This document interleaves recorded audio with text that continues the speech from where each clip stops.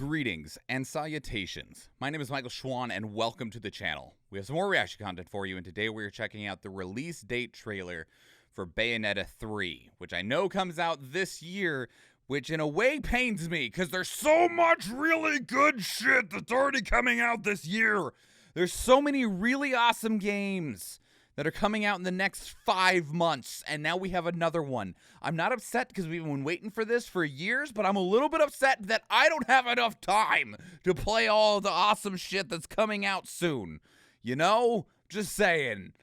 I'm just saying I really, really want more time to play all these games, and this one included.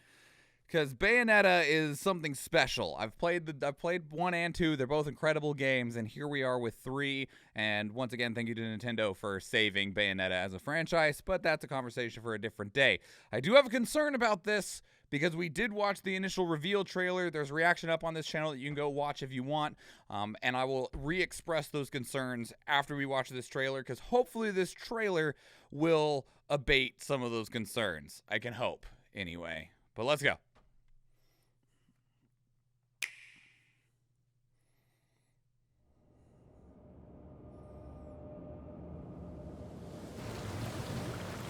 More new faces, I see.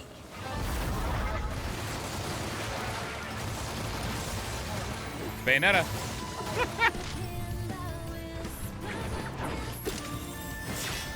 You mean those weren't your playmates? Those things ain't from Paradiso or Inferno. They're locals.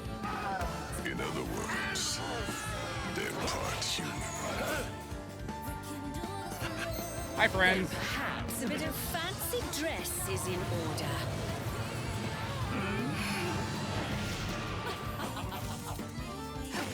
If someone's wiping those universes out, one by one, they'll get their hands on enough power to wipe out the whole Trinity in a snap. Thank you, Professor. What's this tiny thing? With all those eyes, I think you'd be a bit more perceptive. Now attack.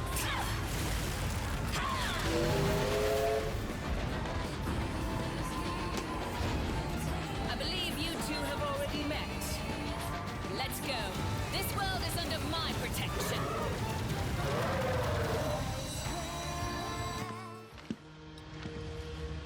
They're homunculi. Man-made bioweapons. Look, we don't have time. If we don't stop them, this world is history. And reality as we know it gets wiped out for good. Who are you? And what do you expect us to do? I want you to find a scientist named Sigurd. He's somewhere in this world, and he We can get help gender us. bent Virgil in this? Is that what this is?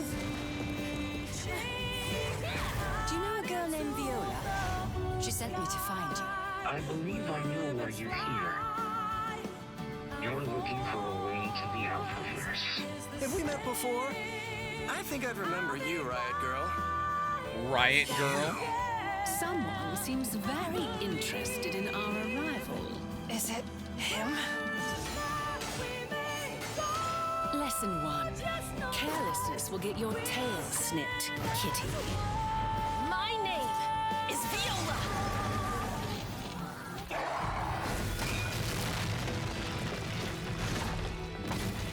Is it the girl from Bayonetta 1? I don't think so.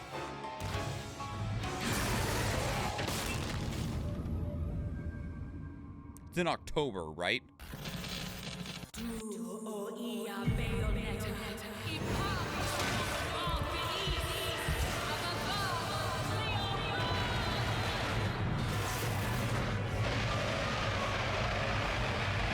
You're thinking of the first game.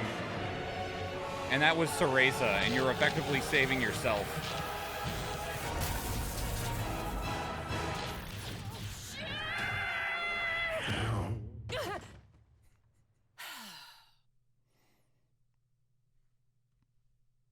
And that's how it stops. Okay. So I will reiterate what my concerns were. I thankfully don't have them, okay?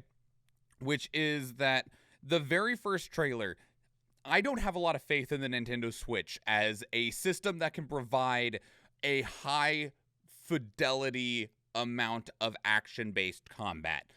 We've looked at games like Warriors-style games, Musou games like Fire Emblem Warriors, Hyrule Warriors, Age of Calamity, and the game chugs because the system just doesn't have the power. And when we first saw the trailer for Bayonetta 3, we saw the trailer chug, and I was like, fuck, it's gonna be Astral Chain all over again. Game that I looked forward to a lot and that the Switch just could not handle despite it being a Nintendo Switch exclusive.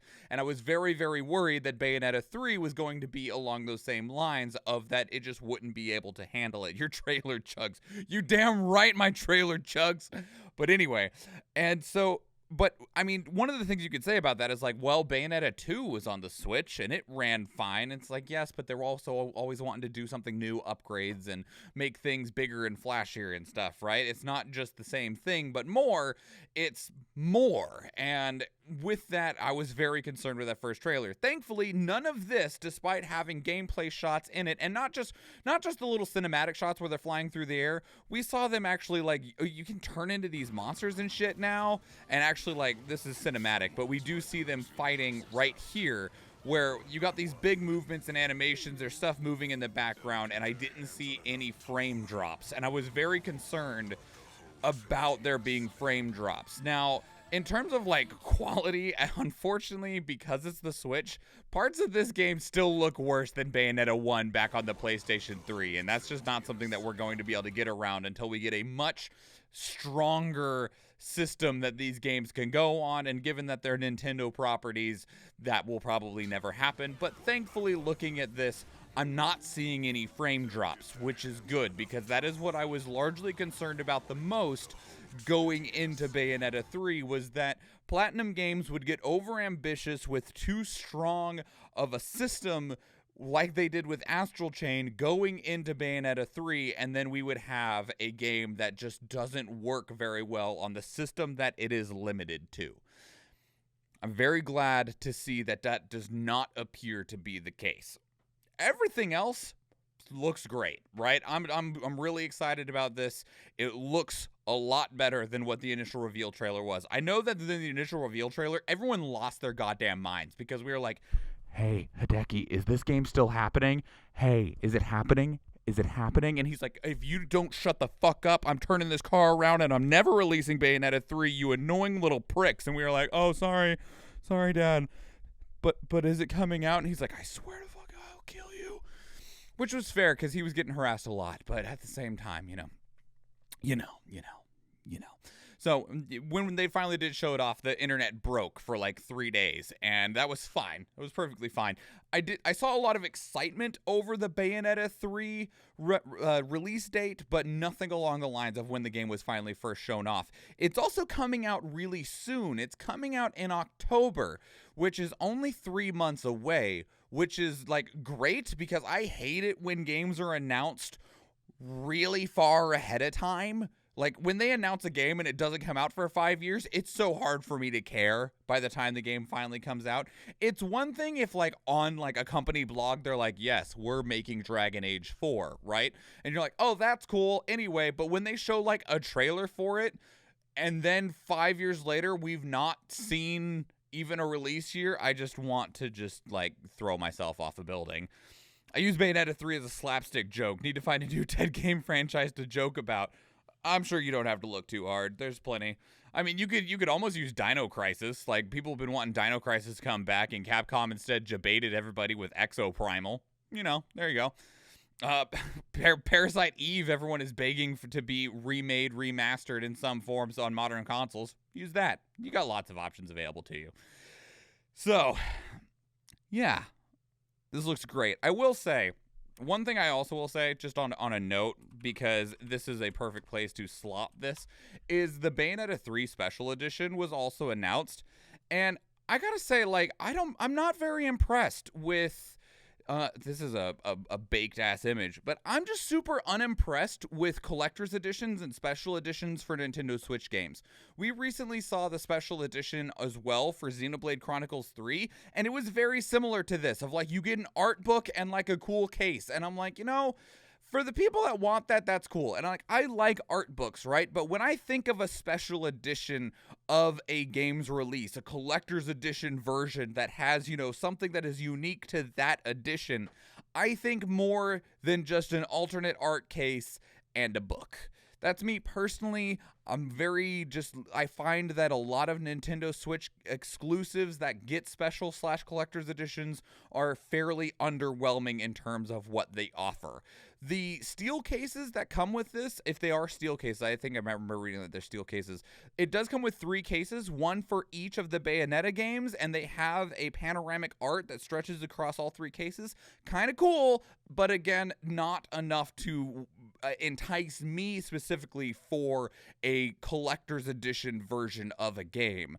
One other thing with Bayonetta is that they did announce that they are actually going to be re-releasing Bayonetta 1 on a Nintendo Switch cartridge, which means you will be able to play Bayonetta 1, 2, and 3 all on the same console, which is why they provide these 3 cases in the special edition. That's cool. You know, that's cool. Just a little aside there. In the future, I bet whatever uber rare expensive PS4 game is won't be the special edition. Well, on PlayStation, you have a whole different problem of that. The collector's editions for like God of War Ragnarok, super cool. It comes with like a mini Mjolnir and all this kind of other stuff, but it doesn't come with the disc. And you're like, oh, okay. It does come with a digital game code, but that's how they get around like needing to worry about a PlayStation 4 or PlayStation 5 version. It just comes with a game code. And I'm like, well, I would like to have the disc, please. I know a lot of people might pay hundreds of dollars for the art books and design or concept book to Valkyrie game, but they are artsy people. Well, I also feel like with older things where they're not as heavily printed or have been lost or damaged before those things had a wider range of appeal and value can also make the price go up. So, you know, that's a little bit different as well. But with all that said, that is Bayonetta 3. It releases October 28th. It looks really cool. I'm excited to play it. I have no idea how I'm going to fit this into my schedule because we got so much coming out and there's not time. And I'm sad. Like, on one hand, I'm like, Square Enix, thanks for delaying Forspoken because I didn't have time to play anything. And we got Xenoblade coming out and Star Ocean coming out. And we got freaking Diofield Chronicles coming out. And there's freaking a bunch of other, like, God of War Ragnarok is coming out later this year, and we're like, oh god, there's not enough time, help me. And then Harvestella's coming out. That game looks really sick. I want to play that really bad.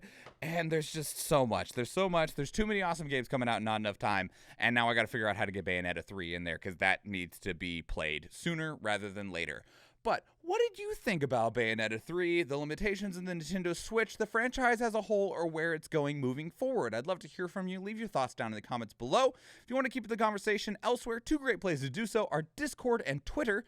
And speaking of Discord, we actually have a channel dedicated to these reactions where you can release links of your own that we can watch together live on stream, because we do stream 4 days a week, Tuesday, Thursday, Friday, and Sunday, and I would love to see you there. If you enjoyed this video, please give it a like. If you want to catch future videos, please subscribe to the channel. And if you do go watch one of the other videos on the channel, or if I see you in the live stream, thank you and enjoy.